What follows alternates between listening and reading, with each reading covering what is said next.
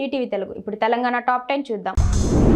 కోపం మనిషి పతనానికి దారి తీస్తుందని బ్రహ్మకుమారిస్ జాతీయ మీడియా సమన్వయకర్త బీకే మంజు అన్నారు. మౌంట్ ఆబులోని బ్రహ్మకుమారిస్ ఆనంద్ సరోవర్ క్యాంపస్లో ఆధ్యాత్మిక సాధికారతపై జాతీయ స్థాయి మీడియా కాన్ఫరెన్స్ ప్రారంభమైంది. కోపం రాని మనుషుల సంఖ్య చాలా తక్కువని, ఆ కోపాన్ని జయించే ప్రయత్నం చేయాలన్నారు. ఈ కాన్ఫరెన్స్ కు కామారెడ్డి జిల్లా నుండి జర్నలిస్టులు రాజేందర్, చంద్రశేఖర్, శివ, సురేష్, ఎల్ఎస్ హాజరయ్యారు. వరంగల్ జిల్లా నల్లబెల్లి మండల పరిధిలోని వివిధ గ్రామాల సర్పంచ్లు 8 నెలల నుంచి పెండింగ్ బిల్లులు విడుదల చేయాలని సర్పంచ్ల ఫోరం ఆధ్వర్యంలో ఎంపీడీఓ కార్యాలయం ముందు దీక్ష చేపట్టారు. అనంతరం మాజీ సర్పంచ్ల ఫోరం మండల అధ్యక్షుడు రాజారాం యాదవ్ మాట్లాడుతూ గ్రామ పంచాయతీల అభివృద్ధి కోసం లక్షలాది రూపాయలు అప్పు తీసుకువచ్చి అభివృద్ధి చేశామన్నారు. బిల్లులు రాకపోవడం వల్ల తీవ్ర ఇబ్బంది పడుతున్నారన్నారు. మెదక్ ఎంపీ రఘునందన్ రావు సిద్దిపేట జిల్లాలో పర్యటించారు. ఈ సందర్భంగా సిద్దిపేట జిల్లా దుబ్బాకలో చాకలి ఐలమ్మ జయంతి సందర్భంగా ఆమె విగ్రహానికి పూలమాలలు వేసి ఘనంగా నివాళులర్పించారు. ఈ సందర్భంగా ఆమె చేసిన సేవలను మెదక్ ఎంపీ కొనియాడారు. ఈ కార్యక్రమంలో నాయకులు, కార్యకర్తలు, పట్టణ ప్రజలు తదితరులు పాల్గొన్నారు. శేర్లింగంపల్లి నియోజకవర్గం టీజీపీఎస్సీ నిర్వహించిన 1540 అసిస్టెంట్ ఎగ్జిక్యూటివ్ ఇంజనీర్ పోస్టుల నోటిఫికేషన్లో ఉద్యోగాలు సాధించి ఆర్ఎండ్బీ శాఖకు కేటాయించబడిన 156 మంది అసిస్టెంట్ ఎగ్జిక్యూటివ్ ఇంజనీర్లకు మంత్రి కోమటిరెడ్డి వెంకటరెడ్డి శుభాకాంక్షలు తెలిపారు. 10 ఏళ్లు విధ్వంసమైన తెలంగాణ పునర్నిర్మాణంలో ఇంజనీర్ల పాత్ర ఎంతో కీలకమని అన్నారు.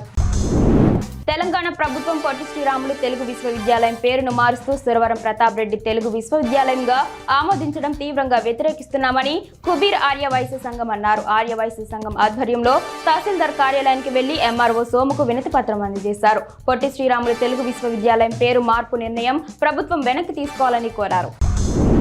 విద్యార్థులు, ఉపాధ్యాయులు ఎదుర్కొంటున్న సమస్యలను తప్పనిసరిగా తీరుస్తానని ఎమ్మెల్యే డాక్టర్ రాజేష్ రెడ్డి అన్నారు. నాగర్ కర్నూలు జిల్లా కేంద్రంలోని జిల్లా పరిషత్ ఉన్నత పాఠశాల ఆవరణలో అదనపు గది నిర్మాణానికి శంకుస్థాపన చేశారు. కాంగ్రెస్ ప్రభుత్వం విద్యా, వైద్య రంగంపై ప్రత్యేక దృష్టి సారించడం జరిగిందని, వాటిలో నెలకొని ఉన్న సమస్యలను తప్పనిసరిగా పరిష్కరిస్తామని అన్నారు.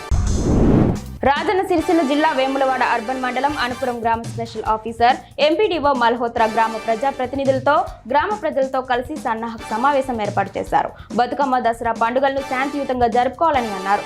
రానున్న బతుకమ్మ, దసరా పండుగలను వైభవంగా నిర్వహించాలని సూచించారు. పండుగ ఏర్పాట్లను వైభవంగా నిర్వహించాలని సూచించారు. డీజేలు పెట్టి ప్రజలకు ఇబ్బందులు కలిగించవద్దని సూచించారు.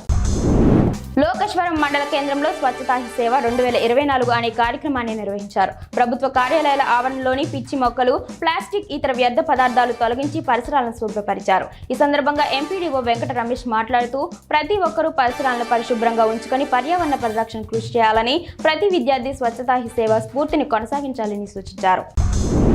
బోధన పట్టణంలో రజక కులస్తుల ఆధ్వర్యంలో చాకలి ఐలమ్మ 129వ జయంతిని ఘనంగా నిర్వహించారు. భూమి కోసం, ముక్తి కోసం, తెలంగాణ విముక్తి కోసం దేశ్ముఖ్ గడిపాలనలో ఎదిరించి పోరాడిన వీర వనిత చాకలి ఐలమ్మ అని, తన ఆశయంలో అందరూ ముందుకు నడవాలని నాయకులు కోలిపాక బాలరాజు తెలిపారు. ఈ కార్యక్రమంలో ప్రభాకర్, సుధాకర్ చారి, ధర్మపురి గంగాధర్, రాజు, పోసెట్టి, ఉషియా తదితరులు పాల్గొన్నారు.